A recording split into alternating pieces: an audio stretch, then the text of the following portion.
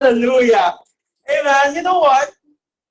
I'm really scared, to be honest. I'm really scared to stand in front of you this morning. You know why? Because takot ako sa language barrier. I'm really scared about the language barrier. So pumunta ako dito na paano kung may paparating yung mensahe sa kanila sa Tagalog na talagang tatatak at maiintindihan ng puso nila. Amen? And then, the moment na kami dumating kanina, and then we started our worship, the song na ating kinanta ay isang Bisaya song. And the Lord spoke to me, and the Holy Spirit is in our midst. There will be no language barrier. Amen. And the Holy Spirit who will speak this morning, there will be no language barrier. Amen. So earlier, as we do our worship kanina, tinataas ko yung kamay ko as we worship. So hindi ko naiintindihan yung salita, but I'm raising my hand. Why? Because I know in my spirit, they're declaring good thing para sa Diyos. Amen. So minsan siguro may pakasalita ako na hindi man siguro maintindihan ng iba agad-agad. But I know in your spirit, you will understand it. Amen. The moment that we receive the Lord Jesus in our hearts, we receive and we become a temple of the Holy Spirit. The Holy Spirit who's inside of me is the same Holy Spirit na nasa loob ninyo. Amen. So whatever declaration of the Holy Spirit inside of me, your spirit will understand. Amen. So are you ready to hear the word? Are you ready to experience Him? Amen. Not just hear Him, but to touch Him and experience Him this morning. Amen. Hallelujah. This morning po, napaka-special ng message ng Lord. Alam niyo kung bakit siya special? Dahil kanina lang siya binigay. Amen. Alam ko na po na mag-preach ako dito siguro like a few months ago before pa magpapakasyon si Pastor Bob dito and before pa umuwi si Mami Grace. So, I know that June 28 or 29 is ako yung mag-preach sa LRC Davao. Amen. And I'm praying, Lord, what message you want them to hear na nanggagaling sa'yo. And then for the past few days, so for the past few weeks or months, there's no revelation. I don't know what to say, amen. I don't know what words to deliver until this morning. Amen. So this message is so special para po sa inyo. So this message is not an original message, no? This message is naturo ko na rin before, but I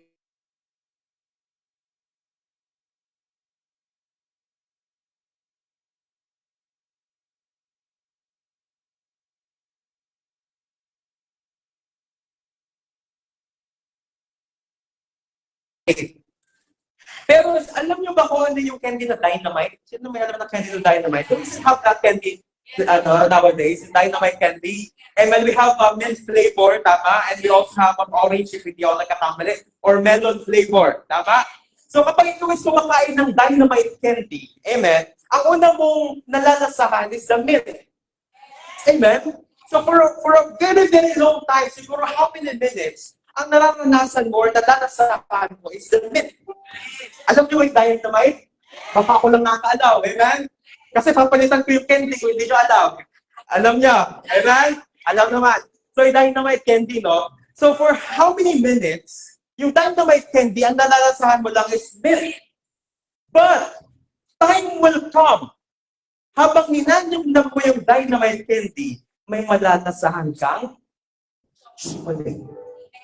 Same with the Word of God. Though alam mo na yung storya, alam mo na yung umpisa, alam mo na yung gitna, alam mo na yung dulo, kahit pa ulit-ulit mo siyang basahin, pagdating sa dulo, may panibagong revelation. Amen?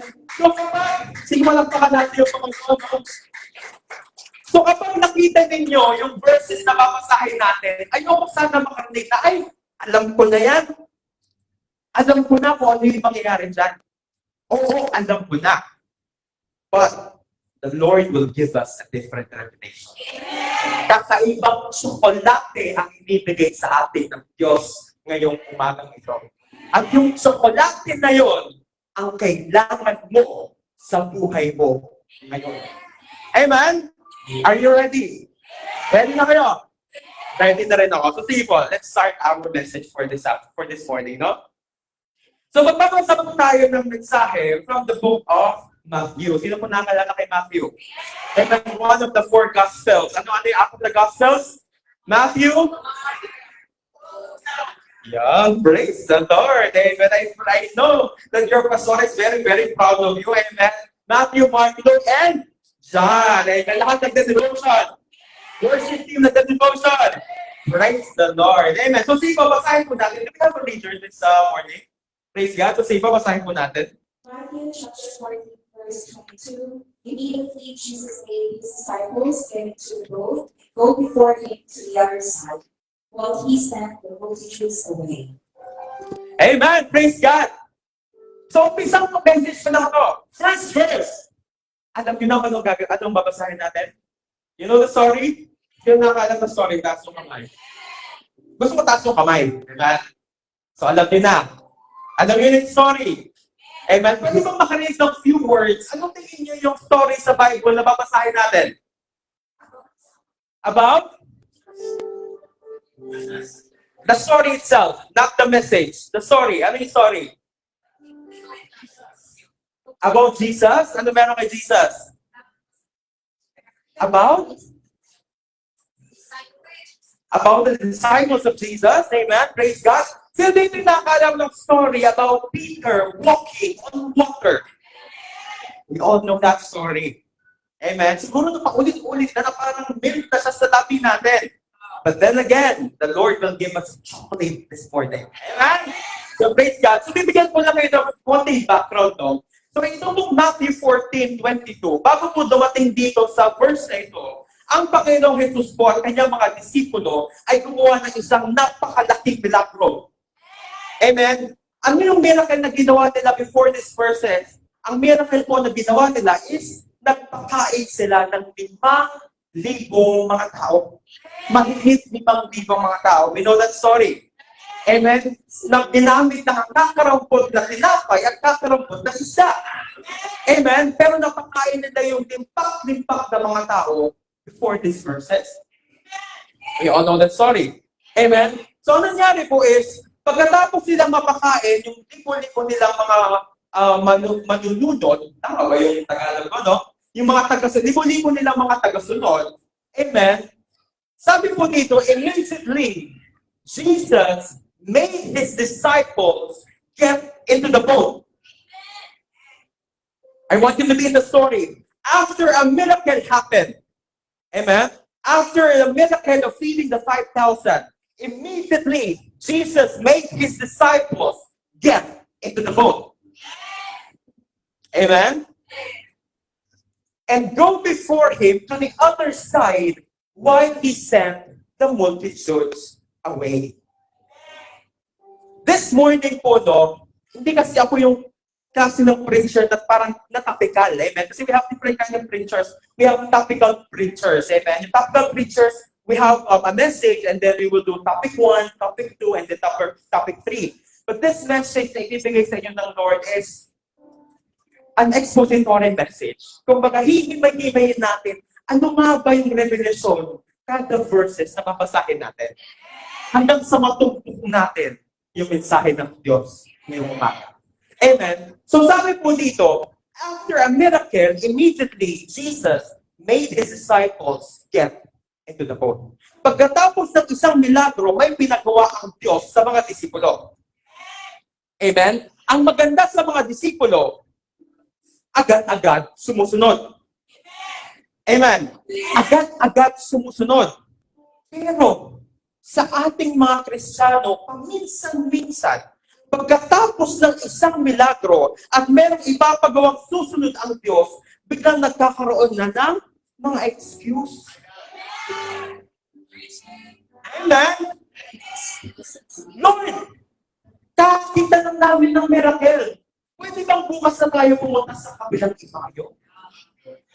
Lord, kaka-experience lang namin ng miracle. Pwede bang mamaya na tayo sumakay ng bangka? Amen? Lord, kakatanggap ko lang ng answered prayer ngayon. Pwede bang wag muna akong mag-Sunday service? Amen? Lord, nag-devotion ako ng isang buong buwan. Praise God! Pwede bang pagdating ng holiday, wag na muna ako mag-devotion? Amen? Lord, ang tagal kong walang trabaho. Ngayon, nagkaroon ako ng trabaho. Thank you, Lord. This is a miracle. Pero pwede bang next time na ako mag-tithe and offering? Amen? Sometimes it happens. Amen? Lagi niyo pong tatandaan, the miracle of God is a miracle after miracle after miracle after miracle. Hindi natatapos ang milagro ng Diyos. Pero maraming mga Kristiyano sa unang milagro pa lang, sumusuko. Maraming mga Kristiyano, unang milagro pa lang, ayaw nang sumunod. Amen? We know the story. Alam natin kung anong klaseng milagro yung mangyayari kapag sumunod sila sa Panginoong Hesus. A supernatural miracle will happen. Amen? Yung miracle na hindi may explain ng science, which is yun nga, Peter walking on water. Amen? If the disciples made an excuse, kung gumawa sila ng excuse at hindi nila sinunod ng Panginoong Jesus, that miracle will not happen. Same thing with your miracle. Your miracle is already ready. Ang miracle mo is kukunin mo na lang. Ang pangako ng Diyos, binigay na niya sa Biblia. Ang gagawin mo, kukunin mo na lang. Ang problema, walang immediately. Ang problema, walang paggalaw. Walang pagsunod. Alam mo yung trabaho mo nandiyan eh. Kailangan mo na lang i-declare. Kailangan mo na lang kunin. Amen? Yung financial breakthrough mo, andyan na. Halos ba hawakan mo yung financial breakthrough mo?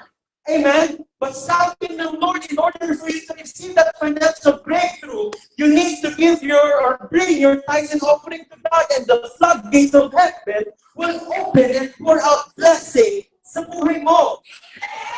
Amen? It is so ready. Get into the boat.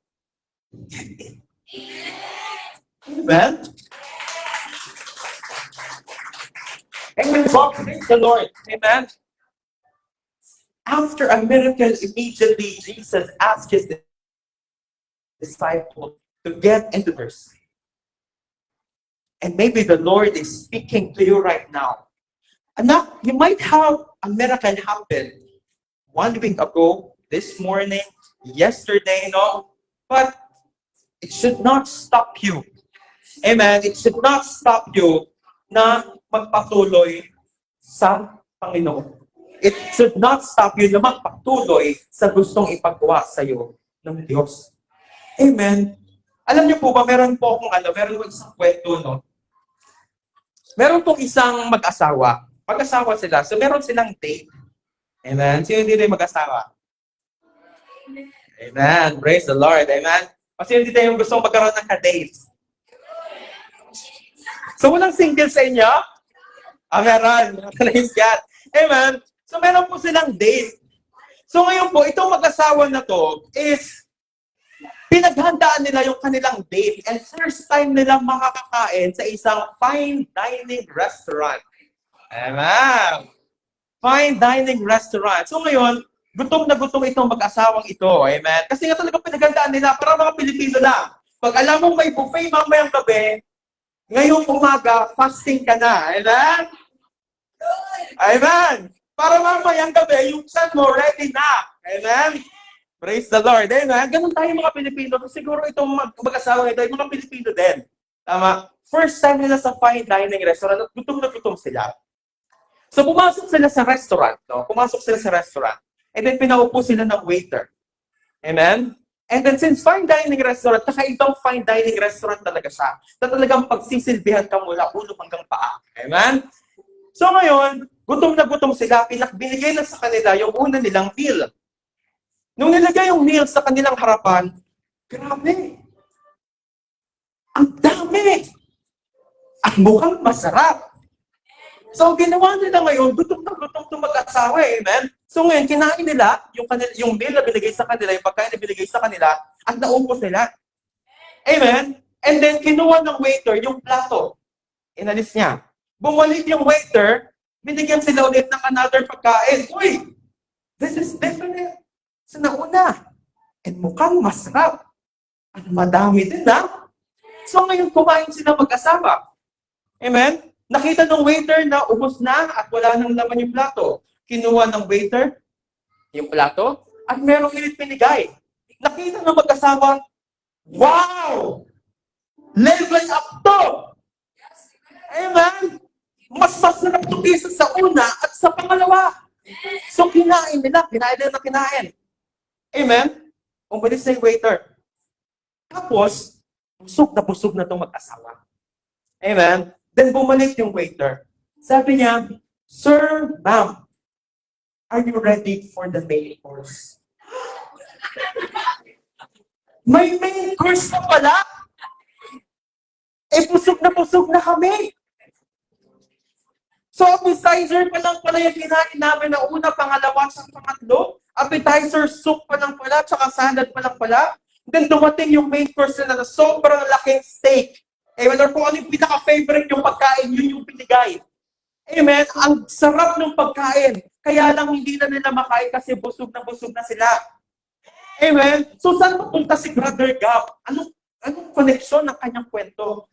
Alam niyo, minsan, nagpapakabusog tayo sa maliit na bilang.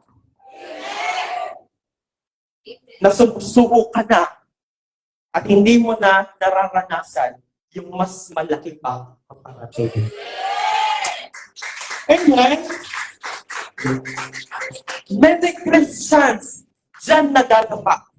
Many Christians dyan natitisod. Akala nila this is the best miracle that they can have. But no, there's so much more store para sa inyo.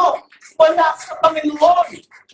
So don't settle for just one. Expect for more. Amen? Because the God that we serve is the great provider. He provides. He knows kung ano yung kailangan mo. At alam niya kung ano yung mga kagustuhan mo. Amen? Itong mga disciples na to, kung iisipin nyo, okay na naman kami. Feeding the 5,000, that's too much. Amen? But no, they have a different heart. Sige Lord, kahit meron kami nakitang milagro, since ikaw yung kasama namin at gusto mo kami pumunta sa kabilang ibayo, susunod pa rin kami. Sana ganun ka rin. Amen! Hallelujah! Praise God! O, punta tayo sa kabilang verse. Amen! May natutunan sa una. Praise God! So, basahin ko lang ulit, no? Para talagang manamnam nating lahat. Immediately, Jesus made his disciples get into the boat and go before him to the other side. Saan daw sila papunta? To the other side. Amen? While he sent the multitudes away. Next verse. Pakibasa po. Verse 23. And when he had sent the multitudes away, he went up on the mountain and himself to pray. Now when he came, he alone was there. Amen! Praise God. Are you ready for the second verse? Amen. So sabi dito, and when he had sent the multitudes away, ang tinutukoy po dito is our Lord Jesus Christ. Amen? After he sent the multitudes away, Jesus Christ went up on the mountain by himself to pray. Jesus Christ prayed after a miracle. Jesus Christ prayed. Panginoong Jesus na yun, nananalangin mag-isa sa taas ng bundok. What more, ikaw at ako. Amen? Many Christians fails in settling on their first miracles. Amen? At hindi na nila maranasan yung mga susunod ng milagro na nakastore para sa kanila. And many Christians fails also when it's a time to pray. It is very, very basic, but I know in my heart and in my spirit that some of the disciples is failing this prayer. And the Lord wants to remind you, anak, ako nga nanalangin. Ako nga kumakausap sa aking Diyos, anak. What more ikaw na hindi Diyos? Amen po. So don't skip praying. Huwag natin gawin yung prayer natin na parang normal routine na lang. Amen? Na parang kakain ka, Lord, thank you for the food in Jesus' name, amen. Amen. Okay lang naman, wala problema, but galing ba sa puso? That's the question. Amen? Minsan nga, amen is also a form of prayer. Amen? Pag sabi mong amen, amen, you're accepting the message or the revelation. It's a form of communication. It's a form of prayer. But sometimes as a Christian, no? Amen na nga lang, tinatamad pa. Paano tinatamad, bro? God? Men ang nasasabi. Men. Amen? Men? Men. Amen? Amen na nga lang. Amen na nga lang, tinamad pa. Amen? Sino dito naniniwala sa Diyos? Men. Amen? Amen? So don't miss po, no, the power of prayer. Even Jesus Christ himself prays. So you also need to pray. Amen? So sabi po dito, no, pupunta ulit tayo sa storya. Papalik-balik tayo sa storya. So yung ating Panginoon, yung mga disciples niya ay nasa pangkana. Amen? At hindi naman nagtaka yung mga disciples. Bakit ang Panginoong Jesus ay pinasakay kami ng bangka tapos siya naiwan? Amen? Ang awkward naman siguro si Brother Gab na pumunta dito sa Davao, sabi ko sa inyong lahat, o sige, magja-Jollibee tayo. Pumunta kayo sa Jollibee. Dito lang ako. It doesn't make sense. Amen? Alam mo yung mag-pray ka, tapos ikaw yung wala. Amen? Ikaw yung nag-utos, pero ikaw yung wala. Amen? So dapat sa magbabasa ng Bible, no? Lord, bakit hindi ka sumama? Amen? Pwede naman mag-pray ka muna, and then pagkatapos mo mag-pray, saka kayo umalis para kasama mo sila. Pero bakit binaalis mo na sila, tapos saka ka na natakin, bakit hindi ka sumama? So ngayon, every time na nagbabasa ka ng Bible, every time na nag-devotion ka, you need to have those kind of questions in your head, in your mind. Lord, why? Until the Lord gives you the revelation. And you know what? The revelation that I saw in this message, the reason why hindi kasama ang Panginoong Jesus sa bangka. Alam mo kung para kanino? Hindi lang para sa disciples, kundi para sa iyo na nakaupo dyan. Amen? Hindi sumama ang Panginoong Jesus sa bangka kasi meron siyang mensahe na gustong iparating sa iyo na nakaupo sa upuan na yan. The moment that it is happening, way back 2,000 years ago, the Lord is thinking na, dito yung anak ko one day sa LRC Davao. May kita niya itong storya niya to. At gagawin ko to na hindi ako sasama sa disciples, hindi ako sasakay ng bangka, kasi kailangan niya parating yung mensahe na to ngayong araw. It is for you. Amen? Amen? Say for next verse. Now, the middle of the sea, tossed by the waves, for the wind was contrary. Amen. Alam niyo po yung message na ito maikli lang. Amen. So ready na po kayo, Pastor, para sa conclusion natin. Amen. Hindi, maikli lang po ang principle na ito. No? So ngayon po, we know the story, tama? Ang Panginoong Jesus pinasakaya ang mga disciples sa bangka, yung Panginoong Jesus ay nanalangin at pinauna yung mga disciples, and then sabi dito, the boat is now in the middle of the sea. Amen? The boat is now in the middle of the sea, tossed by the waves, for the wind was contrary.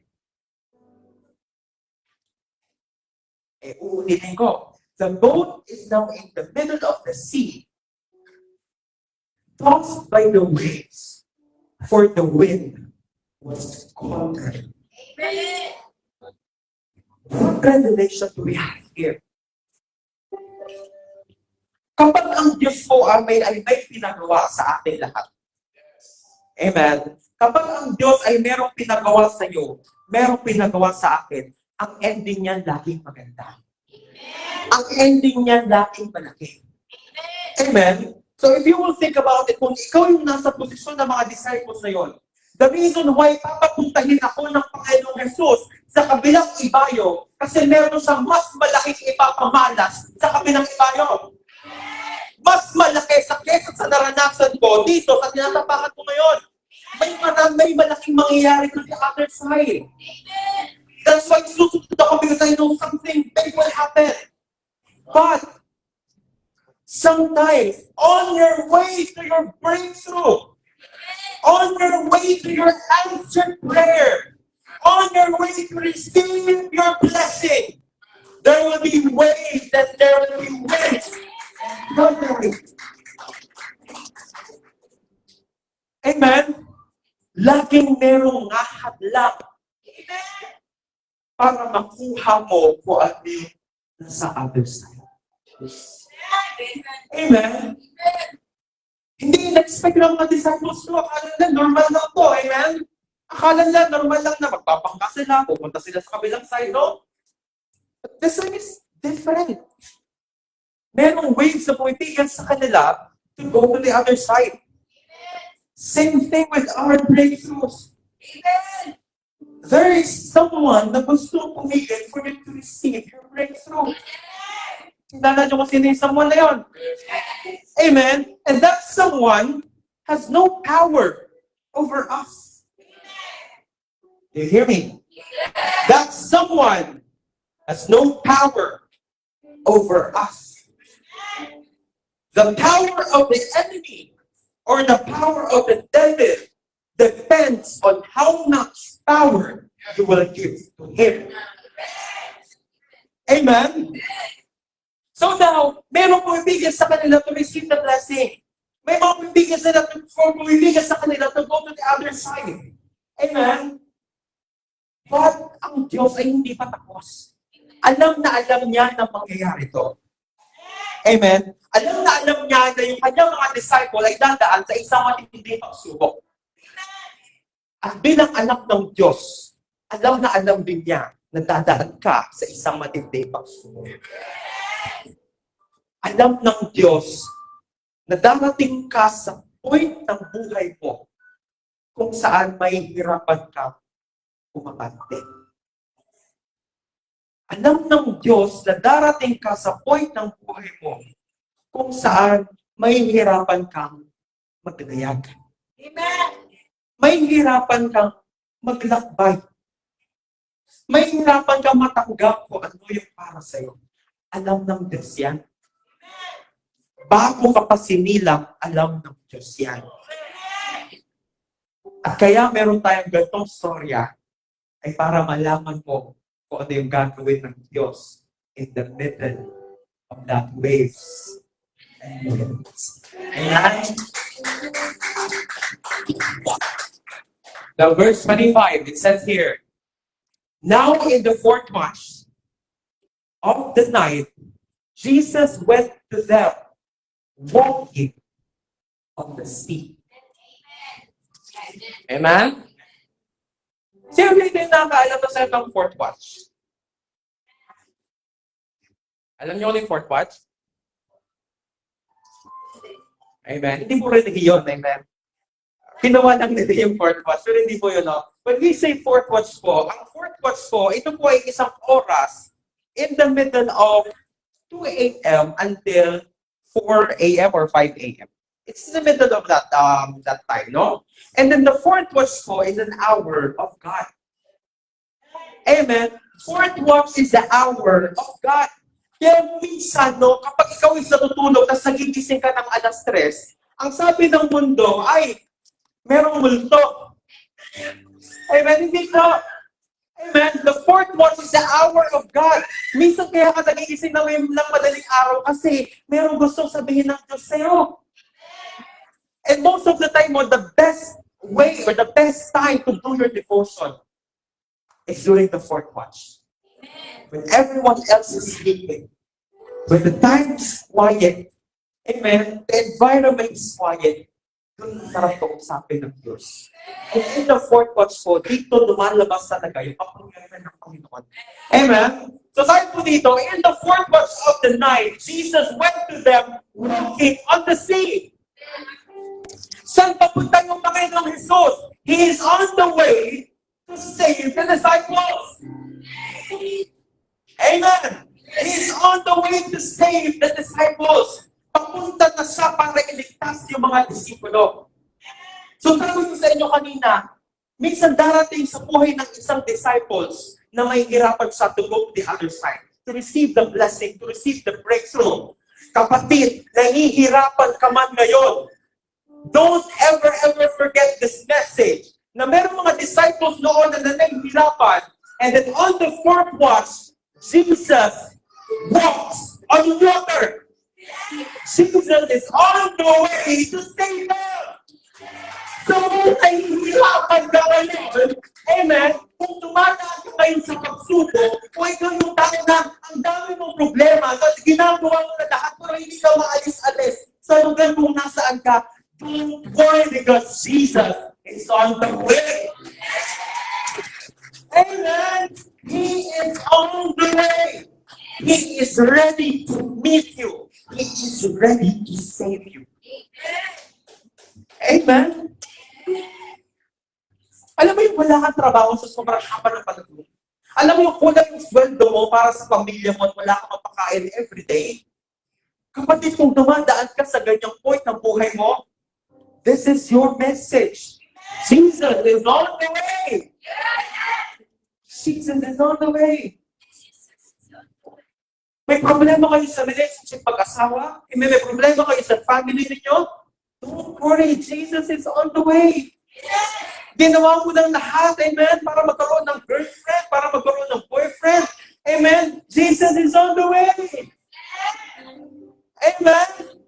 Ginawa mo na lahat. Ang dami mo nang ginawa, amen, para magkaroon ng magandang finances ang buhay mo. Don't worry, Jesus is on the way. If God says that, anak, I will give you a breakthrough and I will give you a blessing, that is true. Hindi nagsisinungaling ang Diyos. Kapag sinabi niya, gagawin niya.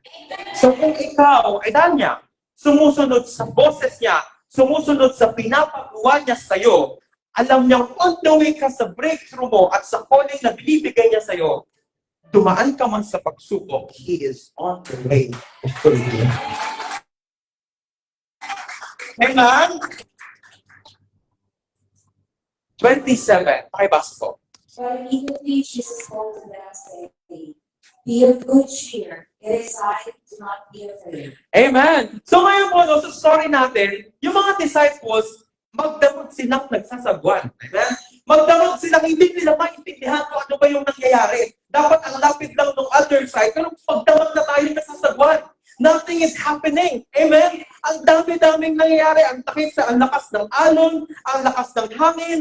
Amen? So problemado na sila. And then, Jesus walks on water and meet them. Sabi ng Diyos, be of good cheer. It is I. Do not be afraid.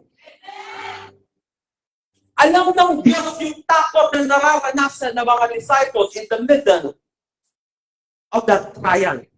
In the middle of that problem. Alam ng Diyos yun. Kaya sabi niya, be of good cheer. Magalang ka. Huwag kang matakot. Ako ito. Be of good cheer. It is I. Do not be afraid. So kung wala kang pambayad magbayad ng bills ng Meralco or kung ano mang bills ninyo sa bahay, be of good cheer. It is I. Do not be afraid. Wala ka pambayad ng tuition ng anak mo sa pasukan. Be of good cheer. It is I. Do not be afraid. Mawawalan ka ng trabaho. Be of good cheer. It is I. Do not be afraid. The same words that the Lord declares in the disciple 2,000 years ago are the same words na sinasabi niya sa inyo personally ngayong umagang ito. Ano mang pinagdadaanan mo, be of good cheer. It is I. Do not be afraid. Amen? Hallelujah. I pray na nararanasan natin ngayon yung kapangyarihan ng Panginoon. Amen? Alam ng Diyos that many of you, hindi ko man kayo kanila personally, no? Hindi ko alam kung ano yung pinagdadaanan ng bawat isa. But I know that some of you need to hear this message. Na kapag merong parating na problema sa'yo, may parating na pagsubok sa'yo, lagi mong tatandaan, sabi ng Diyos, be of good cheer. It is I. Do not be afraid. Meditate the word. Isapamuhay mo yung salita. Amen? Alam niyo ba na ito yung title ng message natin? Wala kasi, di ko sa nalagay yung title kasi sa akin. Di ko nalagay yung title sa PowerPoint. The title of the message is 1427. 1427. Ano yung 1427? It is a code. Amen? Ano yung code na yun? Ito, Matthew 1427. Amen? 1427. Na, pag dumadang ka sa problema, 1427. Ano yung 1427? Be of good cheer. The Lord said, it is I. Do not be afraid. Pumunta ka sa interview mo, 1427, 1427. Interview mo na 1427, be of good cheer. It is I. Do not be afraid, sabi ng Lord. That's an encouragement for you. Amen? Hindi mo alam, wala kang kasiguraduhan sa nangyayari sa buhay mo. Lord, Matthew 1427, I know that I need to be good cheer. It is you. I should not be afraid. Matthew 1:4-7. That is the message of our Lord. Amen. Kaya kapag ako po ay nakita din niyo dyan sa labas, no? Kapag ako ay bumisita sa Davao, pag tinawag niyo akong Brother Cap, ilibre niyo ako ng Jollibee. Amen? Pero pag tinawag niyo ako ng Brother 1427, lilibre ko kayo ng Jollibee. Pagpalit ko next year. Amen? Amen? Matthew 1:4-7, the Lord is declaring to you, be of good cheer, anak. It is I. Do not be afraid. In the middle of your trials, in the middle of your persecution, in the middle of your problems, be of good cheer. It is the Lord. Do not be afraid. Amen? Kaya lang, may problema tayo. Alam niyo yung story, amen? May problema tayo. Si Lord, handa siyang katagpuin or i-meet yung kanyang mga disciples. For example, ako yung Panginoon, no? Tapos nandiyan yung mga disciples, naglalakad ako sa tubig, tapos sabi ko sa mga disciples na takot na. Kasi sino man naman hindi matatakot. Madaling araw na, ang dilim-dilim. Mag-isa na lang sila doon. Tapos ang lakas ng hangin, ang lakas ng mga alon. So takot talaga sila. Tapos, biglang may magsasalita, be of good cheer. It is I. Do not be afraid. Amen. Alam mo kung yung nakita nila? Ang sabi nila? Ay, wala dito. Oh, sige. Kwento ko na lang. This actually before this person. Nung nakita po nila yung Panginoong Jesus na naglalakad sa tubig, sabi po nila ay, it is a ghost. May mungo! May multo! Alam mo yung ang dilim-dilim, madaling araw na pagod ka kaksagwan, biglang mayroong lumapit na lalaki na naglalakad sa tubig. So sabi nila, may multo. Amen? Then what kind of revelation? Sometimes, mahilig ako sa sometimes, no? Minsan, in the middle of your trial, in the middle of your problem, andyan na ang Diyos. Hindi mo pa napapansin.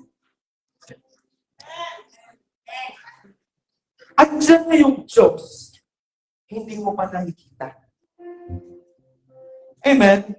Why? Because there are times in our lives na mas namuuna yung problema natin kaysa sa Panginoon.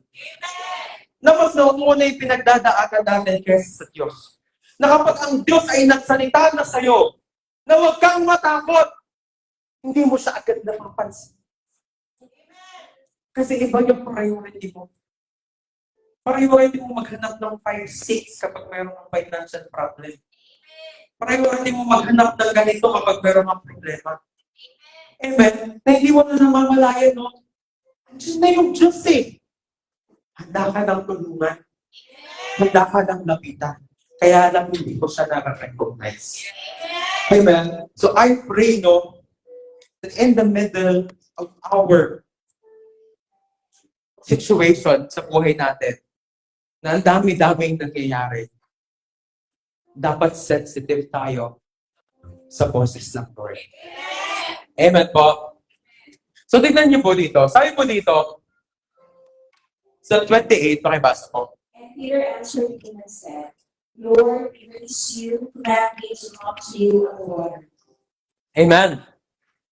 So ngayon, sinabi ng Panginoong Jesus sa mga disciples, be of good cheer, disciples, it is I, do not be afraid. And then itong si Pedro, sabi ni Pedro, Lord, if it is you, command me to come to the water to go near to you. Lord, kung ikaw nga yan na nagsasalita, tawagin mo nga ako na lumakad dyan sa tubig, papalapit sa iyo. Amen? We know the story. Tama? Anong sabi ng Panginoon? Ay basa? So he said, Come.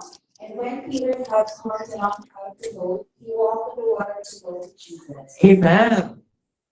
Sabi ng Panginoon kay Peter, nung sinabi ni Peter na, Lord, if it's you, ask me or command me to come to you into that water. And then sabi ng Lord, Peter, come. And when Peter had come down out of the boat, he walked on the water to go to Jesus.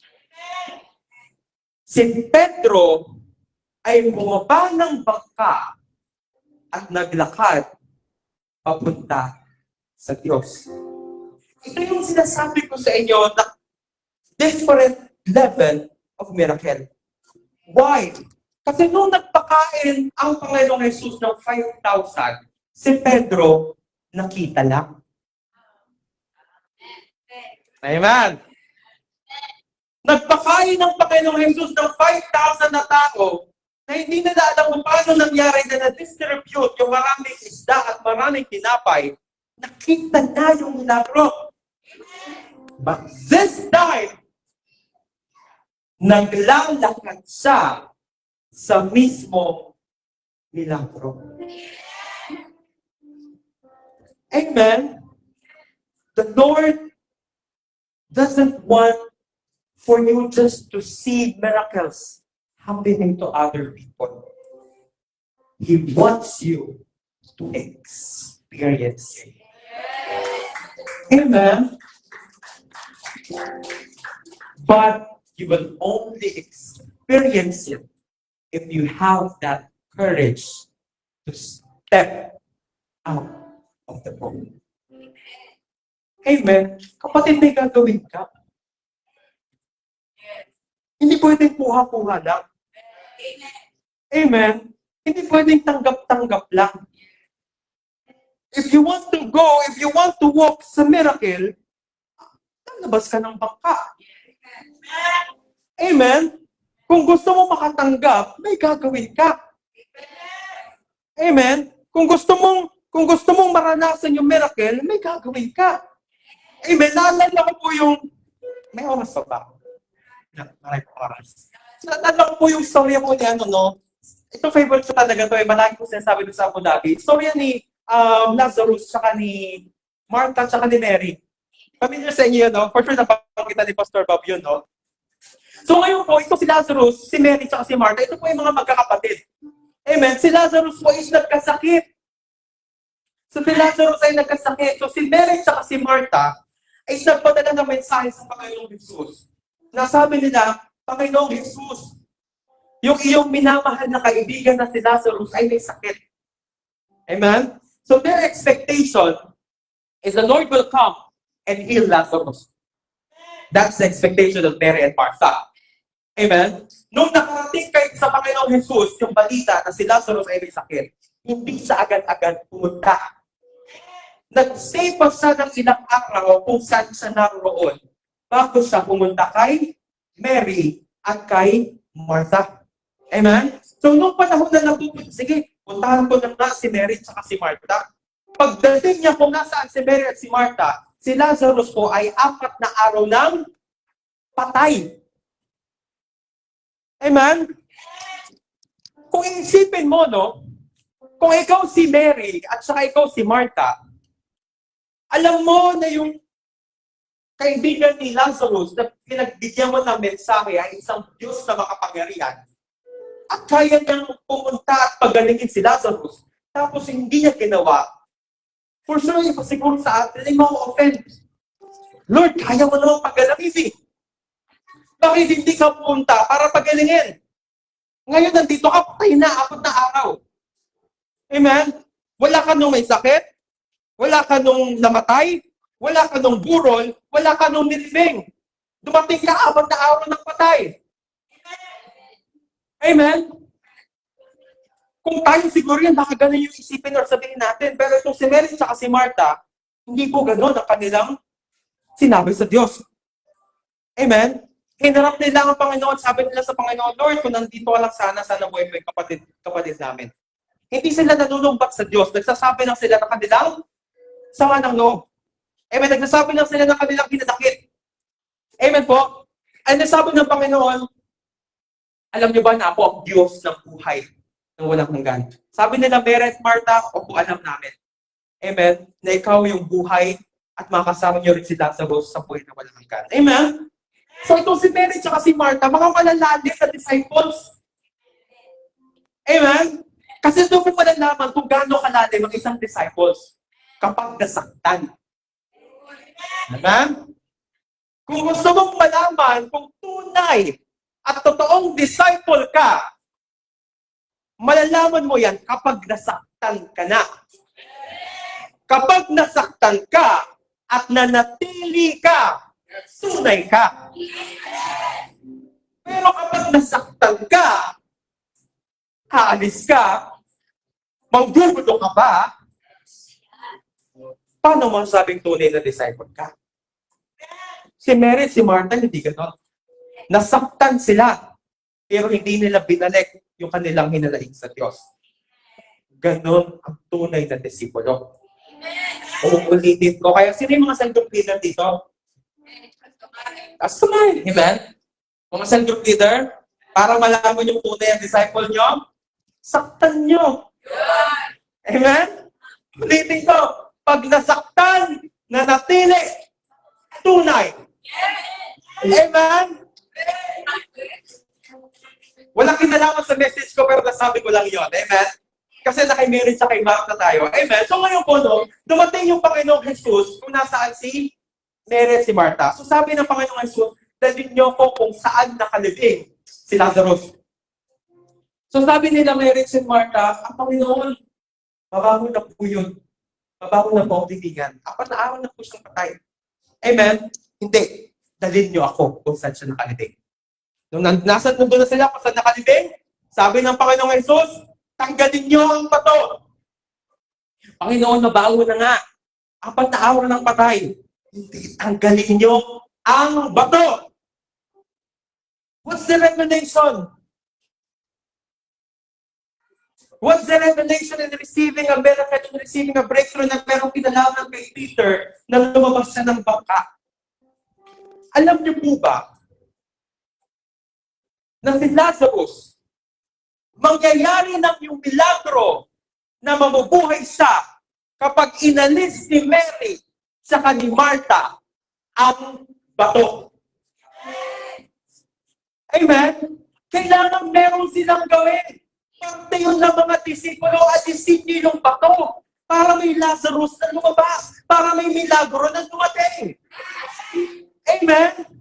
So dapat no excuses when the Lord asks you to do it, then you need to do it. At tignan natin, may Lazarus na lalabas, may milagro na magpapakita. Amen po?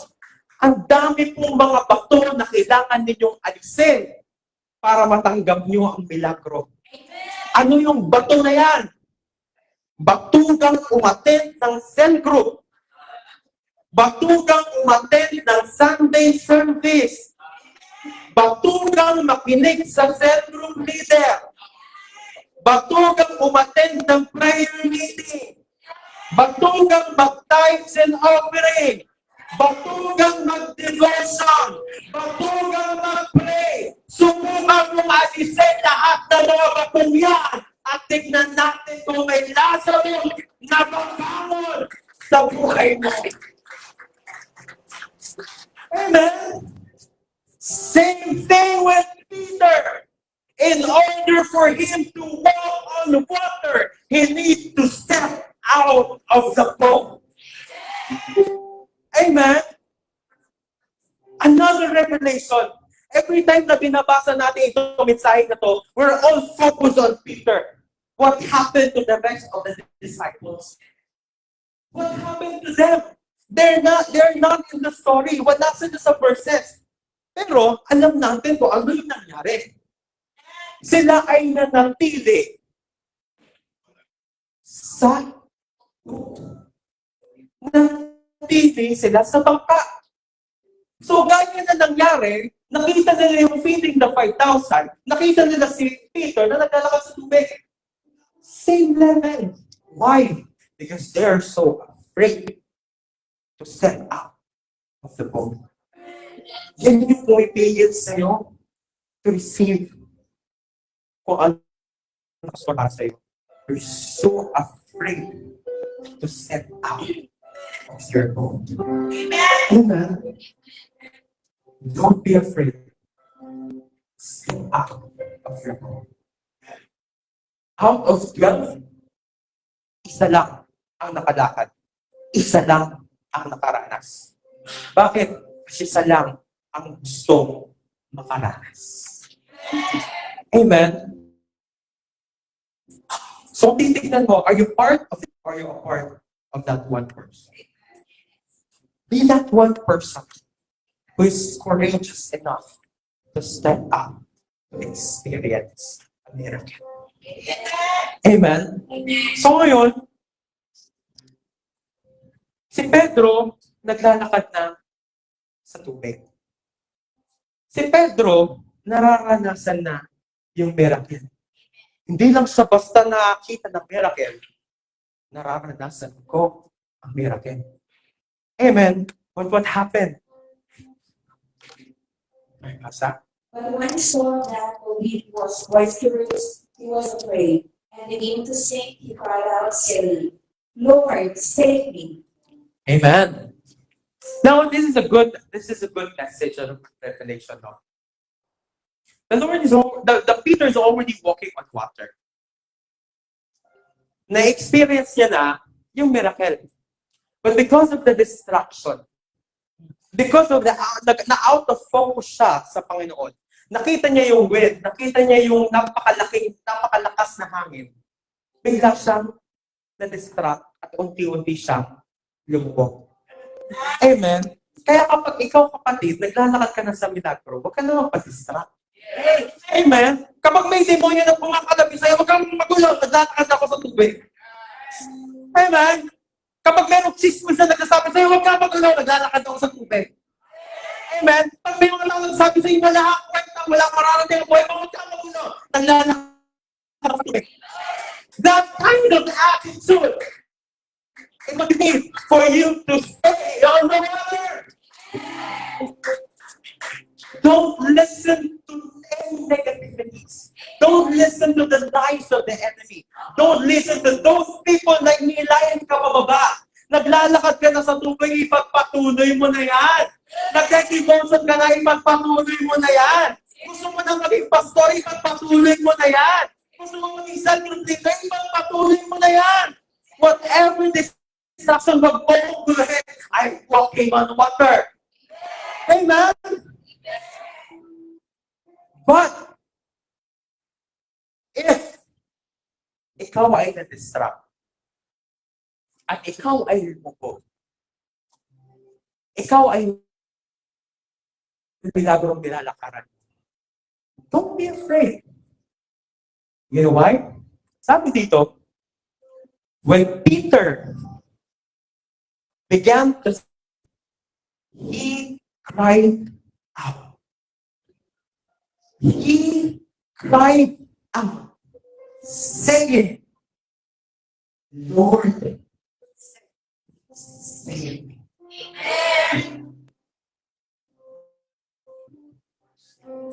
Kung ikaw yung isang disciple na naranasan mo na yung miracle mo, ikaw yung isang disciple na biglang lumubog sa parang palubog.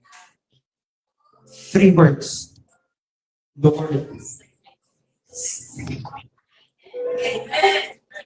Kung ikaw man yung disciple ngayon, ikaw man yung isang taong ngayon or isang congregation sa lugar na ito, na feeling mo, na-distract kasi ako, bro. Napagod kasi ako, bro. Kasi ako ng tiwala, bro. Nawalan kasi ako ng pananampalataya, bro. Unti-unti ka lumubog. It's not the end of your story. The Lord wants to remind you those 3 words. Only declare those 3 words. And Lord, save me.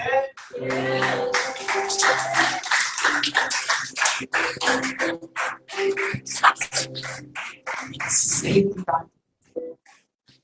Lord, naranasan ko mang tumapak sa miracle. Naranasan ko mang magkaroon ng magandang trabaho, tapos bigla akong nawala, bigla akong na-distract. Now is your time. Go back. Go back to the water. You know what? Hindi po may clear. Dito na po mag-end, no? Can you please follow the worship lead? Sabi po dito sa Matthew 14:31. And immediately Jesus stretched out his hand and caught him and said to him, O you of little faith, why did you doubt? Amen? So sabi po dito, nung sinabi ni Peter na, Lord, lumulubog siya, Lord, save me. Hindi nagbigay o hindi nagkintay ang Diyos ng ilang minuto bago iligtas si Pedro. Sabi dito, immediately, Jesus stretched out his hand and caught him. Immediately, he stretched out his hand and caught him. Hindi po siya agad-agad agad-agad sa kinuha ng Panginoon at hindi siya nilagay sa bangka. Kasama niyang tumayo ulit sa tubig. Paano mo nasabi? Kasi naglakad na si Pedro eh. So kung lulubog ka dito kaya ahon. Amen? Kasi paano mangyayari na dito ka lumubog tapos bilang iahon ka sa may bangka? Hindi po. Amen? Hindi ito yung bangka. Naglakad si Pedro, lumubog siya dito sa kinuha ng Panginoon. So tumapak siya ulit sa tubig. If you want to step, pabalik sa iyong miracle, pabalik sa iyong calling, pabalik sa iyong answered prayer, just ask the Lord to save you. Amen? Sabi po dito, no, oh you of little faith, why did you doubt? Alam niyo kapatid, ang bagay na magpapalibig sa iyo ay ang liit ng pagtitiwala mo. At ang bagay na magpapaahon sa'yo ay ang laki ng pananampalataya. Amen?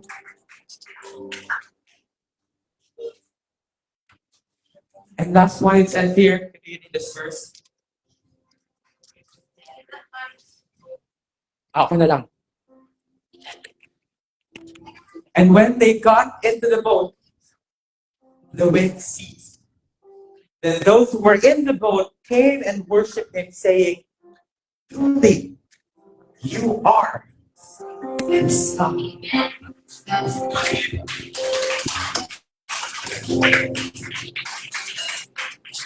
The God that we serve is the God who saves. The God that we serve is the God who can stretch out his hands to you immediately if you are just bold enough to say or pray, "Lord, save me." If anyone of you,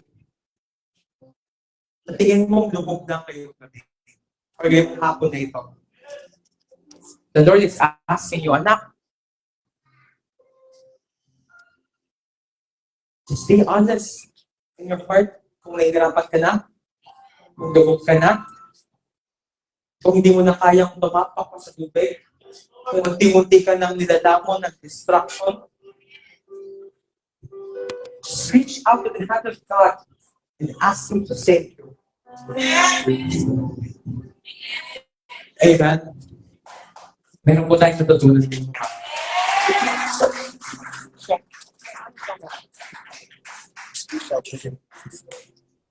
Amen po. I pray po na meron po tayong nakuha ngayong umagang ito, no, sa mensahe ng Panginoon. Sabi ng Diyos, the first revelation was, in the middle of your circumstances in life, in the middle of your trials, Jesus is on the way. He is on the way.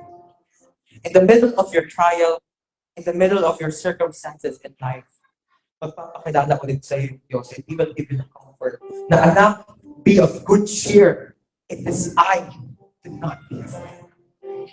In the middle of your trials, in the middle of your circumstances, the Lord will ask you to come out of your comfort zone, to come out of that problem, for you to experience the breakthrough and the miracle.